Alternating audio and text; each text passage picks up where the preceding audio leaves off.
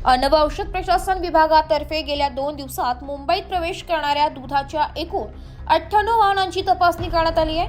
या कार्यवाहीमध्ये एकूण 96,06,832 किमतीच्या 1,83,397 लिटर दुधाच्या साठ्याची तपासणी करण्यात आली आहे, अशी माहिती अन्न व औषध प्रशासन मंत्री नरहरी झिरवाळ यांनी मंत्रालयातील पत्रकार कक्षात झालेल्या पत्रकार परिषदेत दिली आहे। मुंबईत मध्यरात्री प्रवेश करणाऱ्या दूध वाहनांच्या तपासणीत मुलुंड चेक नाका पूर्व हायवे आनंदनगर येथे 13 वाहने 1,41,060 किमतीचा 2,833 लिटर दुधाचा साठा, मानखुर्द वाशी चेक नाका येथे 41 वाहने 31,200 किमतीचा 98,215 लिटर दुधाचा साठा, दहिसर चेक नाका येथे 19 वाहने 53,86,380 किमतीचा 8,977 लिटर दुधाचा साठा आणि ऐरोळी चेक नाका येथे 25 वाहने 40,48,192 किमतीचा